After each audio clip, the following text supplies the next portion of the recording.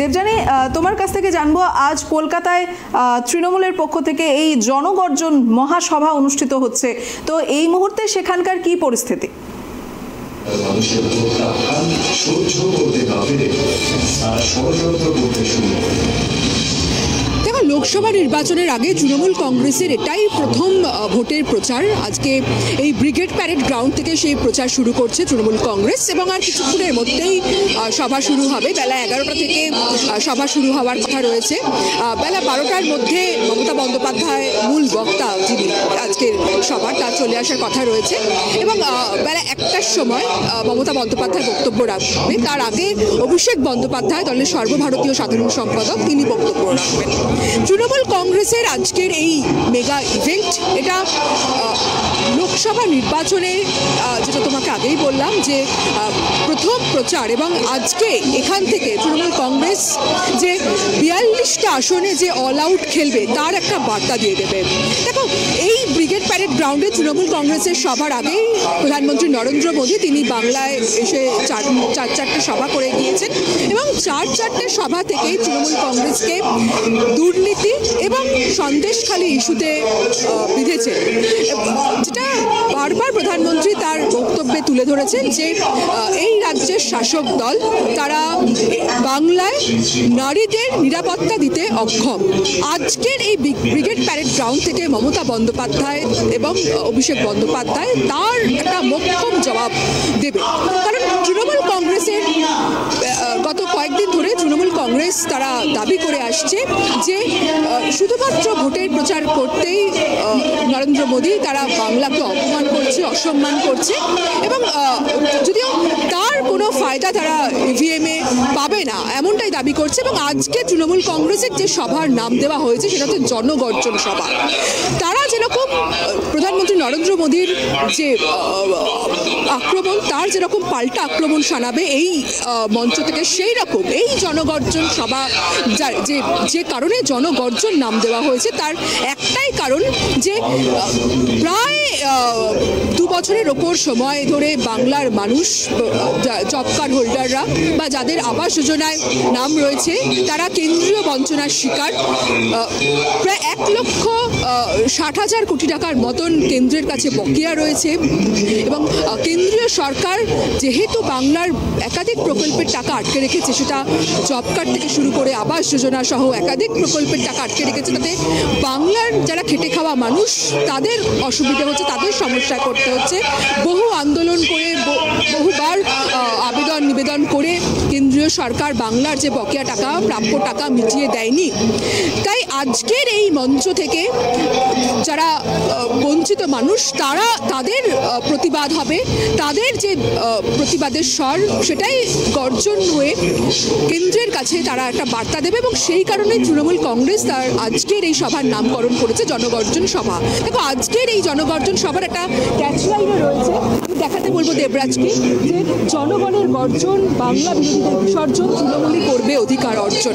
অর্থাৎ বিজেপি এবং নরেন্দ্র মোদী এবং বঙ্গ বিজেপি বাংলায় যাই বলুক না কেন, যাই প্রচার করুক না কেন তৃণমূলের বিরুদ্ধে, কিন্তু পাল্টা যে কেন্দ্রীয় বঞ্চনায় তৃণমূল কংগ্রেস সরব হবে এবং বাংলার মানুষ যে রাজ্যের শাসক দলের পাশেই রয়েছে তারই বার্তা আজকে ব্রিগেড প্যারেড গ্রাউন্ড থেকে দেবে দিশা। দেখো, আজকের এই যে সভা মঞ্চ আমি একটু দেবরাজকে দেখাতে বলবো। আমরা গত কয়েকদিন ধরে দেখাচ্ছি এবং গতকালও আমরা দেখিয়েছিলাম যে এবারের যে আজকের সভা সেটা ভীষণভাবে নজর কাড়া। তার কারণ এবারে 3টে মূল মঞ্চ করা হয়েছে ব্রিগেডে। সাধারণত ব্রিগেডে যে সভা হয়ে থাকে, এর আগেও আমরা দেখেছিলাম 2014 এবং 2019 লোকসভা নির্বাচনের আগে তৃণমূল কংগ্রেস ব্রিগেডে যে সভা করেছিল সেখানে মূলত একটি বড় মঞ্চ ছিল, কিন্তু আজকে আমরা দেখছি 3টে মঞ্চ করা রয়েছে।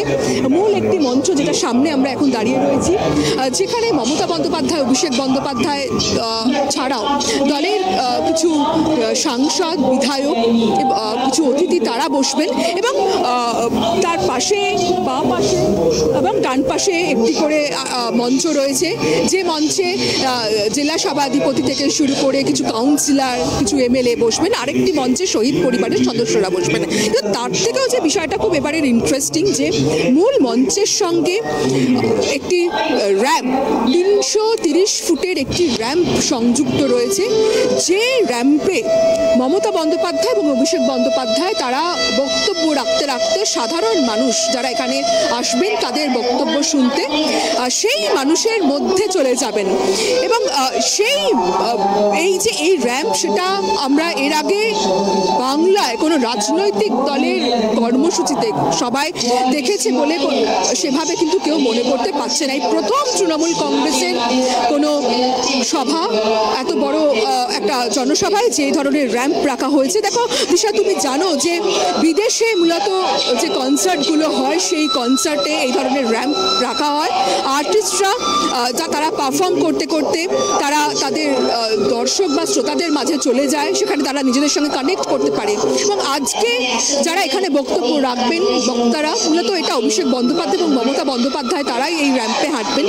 তারা মূলত তাদের বার্তা আরও সাধারণ মানুষের কাছে মিশে গিয়ে তাদের মধ্যে পৌঁছে দিতেই কিন্তু এই ব্যবস্থা করা হয়েছে। অবশ্যই এই তৃণমূলের এই যে আজকের মেগা ইভেন্ট, সেই মেগা ইভেন্টে তাদের যে এই আয়োজন সেটা অবশ্যই নজর কেড়েছে। তবে আজকে এই সভা যেরকম মঞ্চ সাজানো, যেরকম আয়োজনের দিক থেকে নজর কাড়া, সেরকম বক্তারা কি বলবেন সেটাও সেদিকেও অবশ্য নজর রয়েছে।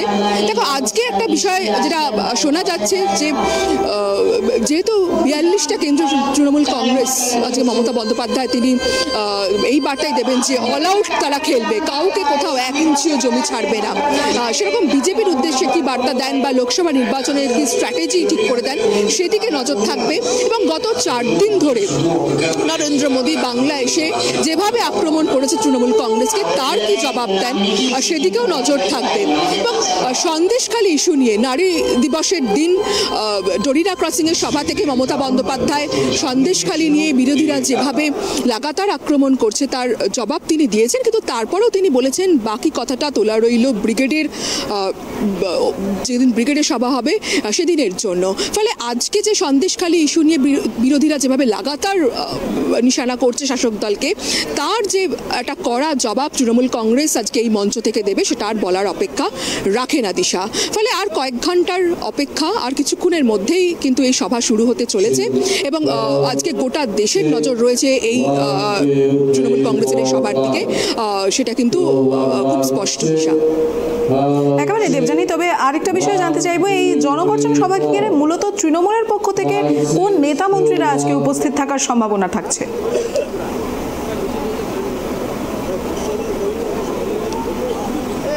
দেখো তৃণমূলের নিচু স্তর থেকে উঁচু স্তর প্রত্যেকটা স্তরের নেতাকর্মীরাই আজকে উপস্থিত থাকবেন, কারণ এটা তাদের দলের একটা মেগা ইভেন্ট। এবং এমন একটা সময় এটা হচ্ছে যে একদম লোকসভা নির্বাচনের দিন ঘোষণা হবে তার কয়েকটা দিন আগে। ফলে জেলা থেকে তো নেতারা ইতিমধ্যে আসা শুরু করে দিয়েছেন। এবং আজকে আমরা দেখেছি বিভিন্ন সকাল থেকে বিভিন্ন জায়গা থেকে মিছিল শুরু হয়ে গিয়েছে এবং আজকে গোটা রাজ্যের অভিমুখ এই ব্রিগেড প্যারেড গ্রাউন্ড বলা যায়।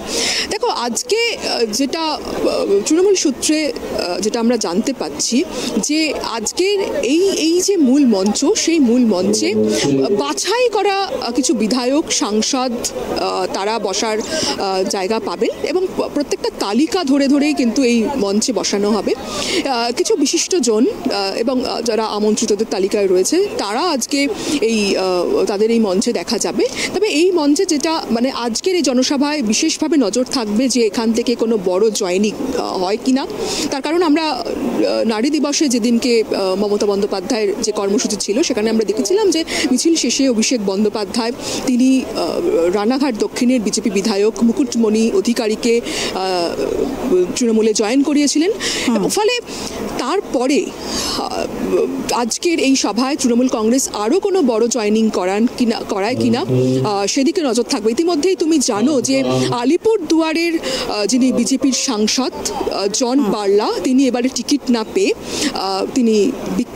তিনি তার ক্ষোভ প্রকাশ করেছেন প্রকাশ্যে। এবং তারপরে আমরা দেখেছি কুনার হেমব্রম, ঝাড়গ্রামের যিনি বিজেপির বিধায়ক, তিনিও তার ইস্তফা পাঠিয়েছেন তার দলীয় নেতৃত্বের কাছে।